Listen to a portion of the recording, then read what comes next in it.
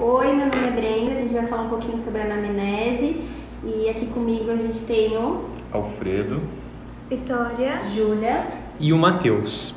Somos do quinto semestre e já começando o nosso bate-papo sobre anamnese veterinária, acaba aqui um parêntese.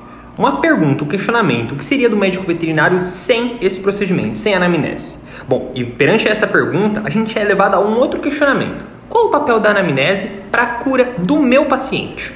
Para responder esses questionamentos, entender o objetivo por trás da anamnese, a gente tem que entender o caminho que o médico veterinário deve trilhar, deve seguir antes de começar a anamnese em si. A consulta, ela começa a partir do momento que o paciente entra, o tutor e o paciente, pela clínica ou hospital veterinário. E que dessa forma começa a identificação já na recepção, até o momento que o paciente tenha seu diagnóstico ou prognóstico formado, iniciando o tratamento seja na clínica ou até mesmo em casa, evoluindo dessa forma até a cura do mesmo. Mediante o exposto, a gente sabe que a resenha ou identificação torna-se um procedimento indispensável. Sabe por quê? Saber o nome do paciente e os seus dados principais é fundamental para que o médico veterinário tenha ainda mais embasamento em suas suspeitas clínicas e, de forma eficaz, consiga propor o diagnóstico.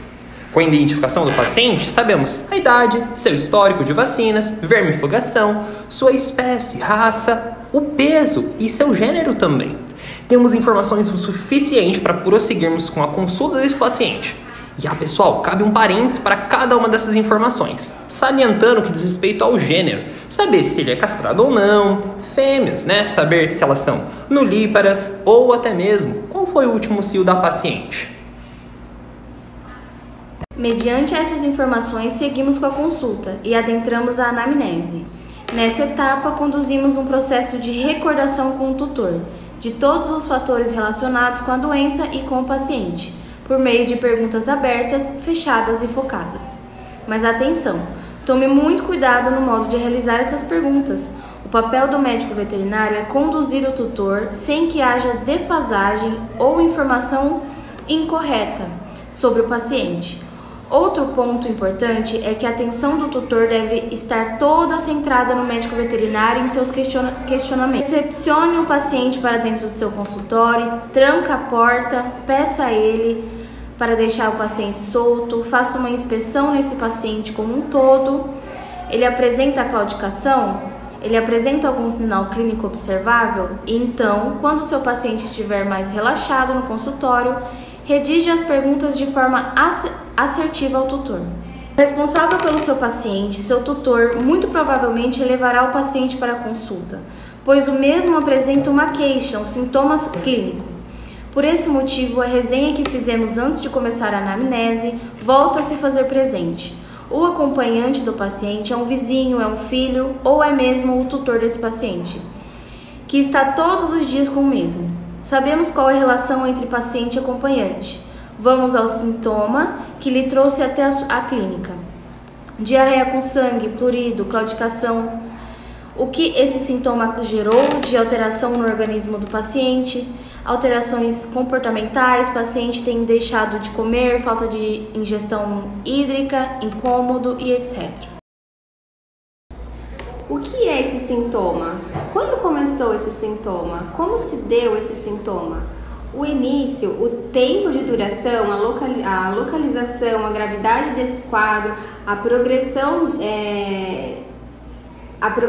e problemas associados a esse sintoma são questionamentos necessários para o entendimento do quadro como um todo. De acordo com como chega o paciente, é que as perguntas deverão ser realizadas, tornando-se, em todos os casos, necessária uma revisão de sintomas, órgãos do organismo do paciente. A principal função nessa etapa da anamnese é reconhecer possíveis enfermidades que não necessariamente apresentam relação ao quadro do paciente. Vamos falar um pouquinho sobre o sistema digestório. O paciente se alimenta bem? Bebe água normalmente? Está defecando? Qual é o tipo de fezes? Mole, dura, pastosa, líquida? Está apresentando vômito?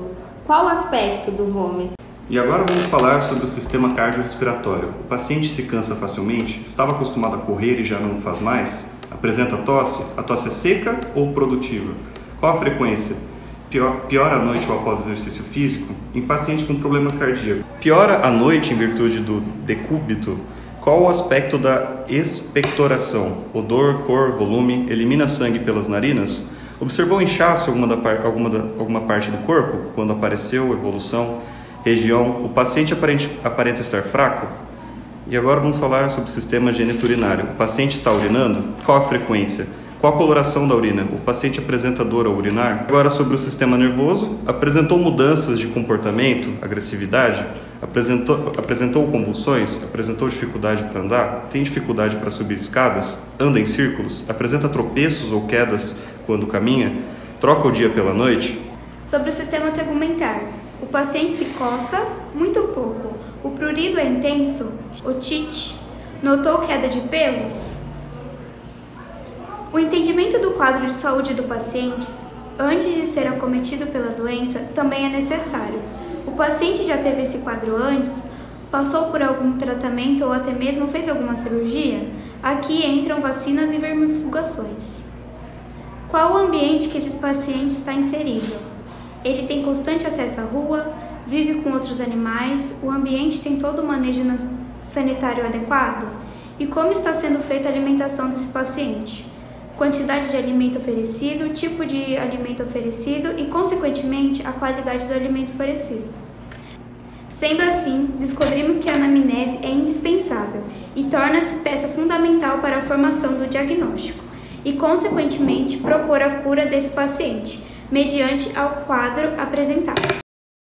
E para encerrar o nosso bate-papo de hoje, nada melhor do que um caso clínico de uma anamnese que não foi feita da maneira correta e com isso gerou um diagnóstico incoerente.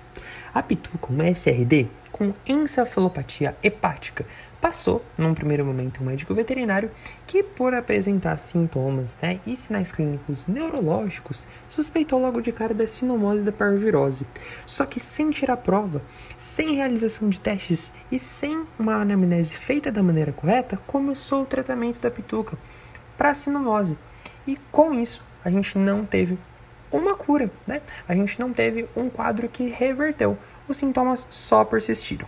Bom, aí então a Pituca e seus tutores foram no médico veterinário que realizou todos os procedimentos necessários, realizou testes, fez a anamnese da maneira correta, todos os exames necessários e com isso constatou a encefalopatia hepática, que apesar de uma doença muito rara, torna-se comum e pode acontecer em cães e também que pode ser diagnosticada com uma anamnese feita da maneira correta, com a qual deve ser feita em todos os casos.